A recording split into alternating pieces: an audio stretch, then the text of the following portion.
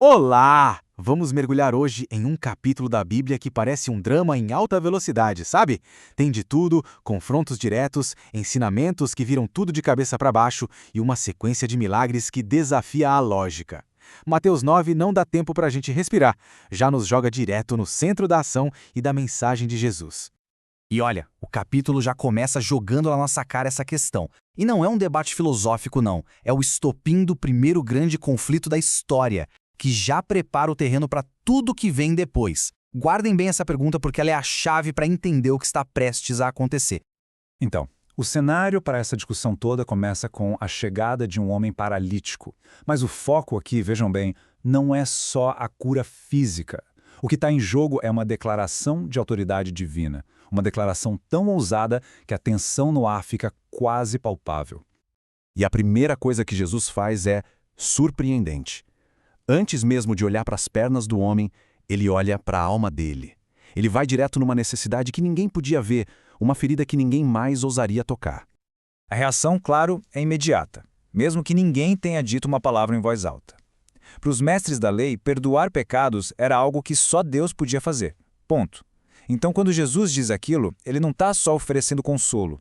Ele está reivindicando para si uma autoridade que, na cabeça deles, era exclusiva de Deus. E a acusação de blasfêmia era a mais grave possível.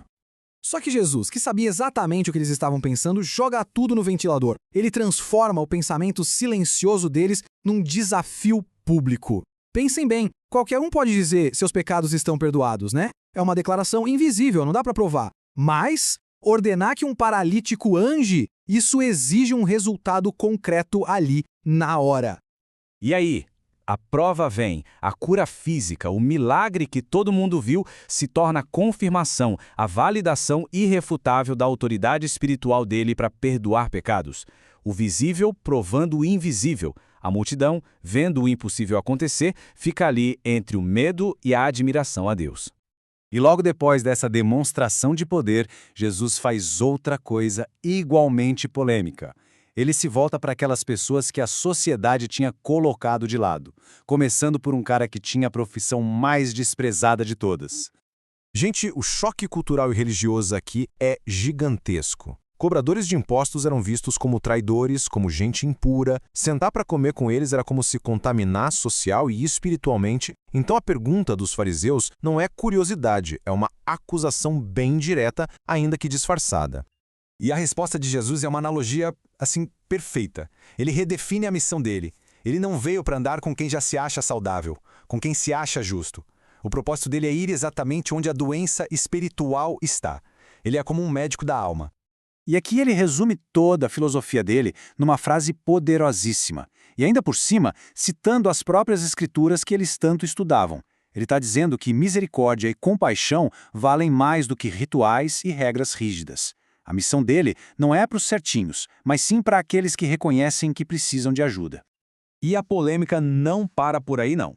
Quando perguntam por que os discípulos dele não jejuam como os outros grupos religiosos da época, Jesus responde com duas parábolas, bem curtinhas, mas muito potentes, para explicar que a mensagem dele é algo completamente novo. A ideia por trás disso é simples e ao mesmo tempo genial. Não adianta tentar enfiar essa mensagem nova nas estruturas velhas da religião. Simplesmente não cabe. O remendo novo vai rasgar a roupa velha, o vinho novo vai estourar os odres velhos. A mensagem dele exigia uma mentalidade nova, um jeito novo de viver e de pensar a fé.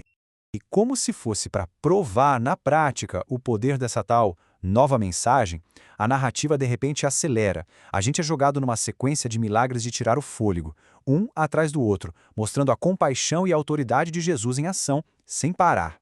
Pensem só. No meio daquela confusão toda, tem uma mulher que sofria há 12 anos com uma hemorragia. 12 anos! Isso não era só uma doença, era isolamento social, religioso. Esse número nos dá a dimensão do desespero dela e da fé que ela tinha para buscar a cura. A fé dela era tão grande que ela acreditava que só de tocar na roupa de Jesus já seria o suficiente. E ele reconhece isso. A cura vem na hora, e ele a chama de filha, restaurando não só a saúde, mas a dignidade dela, o lugar dela na comunidade. E enquanto isso tudo acontece, Jesus ainda está a caminho da casa daquele chefe religioso cuja filha tinha acabado de morrer. Chegando lá, ele encontra toda aquela cena de luto e solta uma frase que, para todo mundo ali, soou absurda. O contraste entre a zombaria da multidão e a certeza tranquila de Jesus é impressionante. E, depois de levantar a menina pela mão, a coisa não para. É uma avalanche de milagres. A notícia mal se espalha e 2 cegos já vêm atrás dele, clamando por ajuda. E ele devolve a visão a eles. Logo em seguida, trazem um homem mudo e sua voz é restaurada. É uma demonstração de poder que deixa qualquer um sem fôlego. E a reação a tudo isso?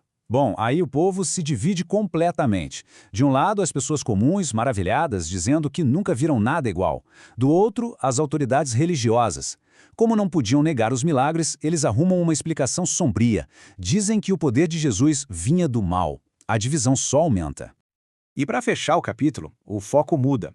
Jesus levanta o olhar daquelas pessoas que ele acabou de curar e passa a enxergar a multidão como um todo, a condição humana em geral. Essa imagem é o que resume a visão dele. Ele não enxerga só uma massa de gente, mas pessoas perdidas, cansadas, sem um rumo. E a reação dele não é de julgamento, é de uma compaixão profunda. E aí vem a grande metáfora, que amarra tudo no final. A necessidade humana é enorme, como um campo gigante, prontinho para ser colhido. O problema não é a falta de oportunidade para ajudar, é a falta de gente disposta a colocar a mão na massa, a se envolver. E é com essa pergunta que o capítulo termina, sabe? Mas é uma pergunta que fica ecoando até hoje. O texto não fecha com uma resposta pronta, mas com um chamado. Diante de um mundo tão cheio de necessidades, a questão final não é sobre o que Deus pode fazer, mas sobre quem está disposto a ser parte da resposta.